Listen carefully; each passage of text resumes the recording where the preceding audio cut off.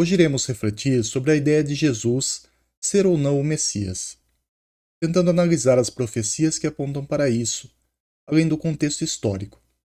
Para não gastarmos muito tempo lendo as profecias, vou deixar trechos relatados no livro durante a explicação, para quem quiser pausar e ler com calma para se situar. Primeiro, temos duas passagens em que o próprio Cristo afirma ser o Messias que haveria de vir, encontradas em Lucas, capítulo 4, e João, capítulo 4.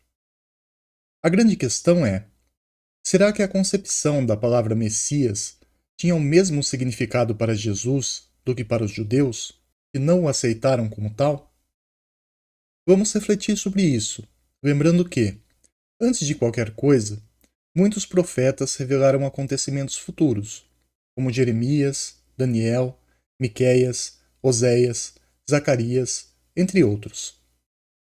Entre eles, o que mais se destacou sobre a vinda do Messias foi Isaías, falando também sobre a vinda de João Batista, ou de Elias, se preferir, apontado como a voz que clama no deserto, personagem este que foi o precursor para a vinda do Cristo e que será o assunto da nossa sétima aula.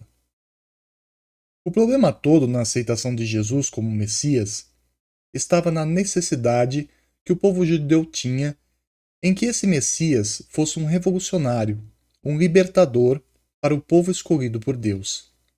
Em outras palavras, que trouxesse a libertação do jugo dos outros povos. Isso porque, por muito tempo, e como vimos em discussões anteriores, o povo hebreu, muito antes de ser conhecido como judeu, viveram migrando de uma região a outra em busca de condições melhores para sobreviver.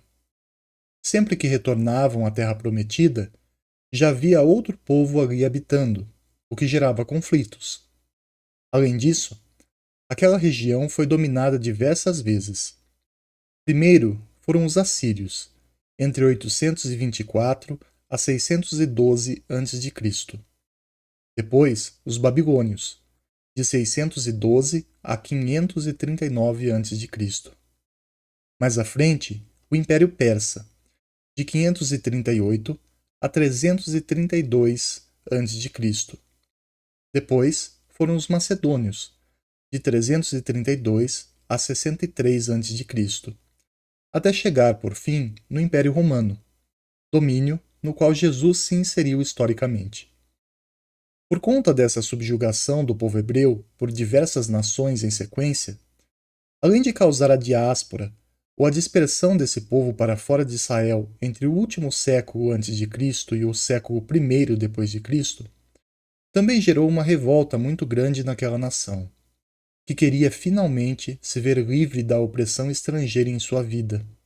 Influenciava sua cultura, seu cotidiano, a sua fé. Durante esses domínios, no entanto, alguns elementos são comuns, como o Código de Hammurabi, por exemplo, trazido pelos babilônios e criado há muito tempo atrás. Ele que apresentava entre suas leis a lei de Talião, o tão conhecido olho por olho e dente por dente, presente nos discursos de Jesus. Foi durante o domínio dos persas que o templo foi reconstruído e o povo unificado. Além de ser o momento em que a lei de Moisés é promulgada por Neemias como lei de Estado, passando a reger a vida da comunidade judaica. Fundava-se aí o judaísmo. Com Alexandre Magno, ou Alexandre o Grande, impondo a cultura helenística, ele traz avanços à região e faz com que seus generais se casem com princesas dessas regiões dominadas, para que possam governar juntos aquelas nações, sob uma única bandeira, a do Império Macedônico. Era uma forma de garantir uma certa liberdade à cultura local e, ao mesmo tempo, manter um homem de confiança governando em seu nome. Mais à frente, finalmente chegando no contexto romano, que é o que mais nos interessa por retratar a vinda de Jesus, notamos que este império tinha uma postura semelhante à dos macedônios nesse intuito. Afinal, eram eles que escolhiam quem estaria à frente das atividades mais importantes no contexto social, político e religioso, mas tentavam não interferir mais do que o necessário nos costumes e na crença dos povos que dominavam. Ao contrário, tentavam englobar para eles essa fé, esses deuses e parte dos costumes com que tinham contato. Também se esforçaram para que os outros povos agregassem seus costumes aos deles. Isso foi um dos fatores que mais incomodava os judeus naquele período, pois, como um povo monoteísta, era inconcebível aceitar outras crenças além da do Deus único. Daí, surgiram muitos conflitos entre eles. Mas o problema maior estava na realidade material, no pagamento dos impostos, por exemplo. Roma cuidava razoavelmente bem das regiões que dominava, pelo menos no sentido de fazer melhorias para que o exército tivesse condições de viver bem junto de sua família, além de garantir a defesa e a segurança do local. Saneamento, infraestrutura, comércio, segurança. Os romanos realmente tentavam transformar a região em uma extensão de seu império.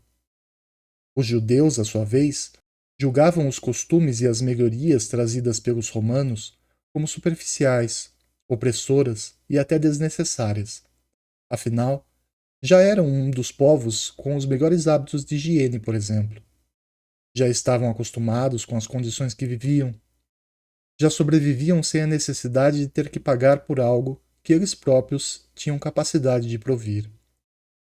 É nesse contexto todo que retornamos à ideia do Messias. Para esse povo, a palavra Messias indicava um Salvador, que livraria-os do jugo romano e de qualquer outro povo que viesse tentar dominá-los novamente, pois traria a paz e não haveria mais guerras. Eles buscavam, em outras palavras, um Messias guerreiro e revolucionário, que se armasse para trazer a liberdade material. Eis a razão de escolherem Barrabás no lugar de Jesus no julgamento, pois ele era um revolucionário entre os judeus. Jesus, no entanto, como o Espiritismo bem nos explica, veio trazer a libertação para a alma, e não para o corpo físico.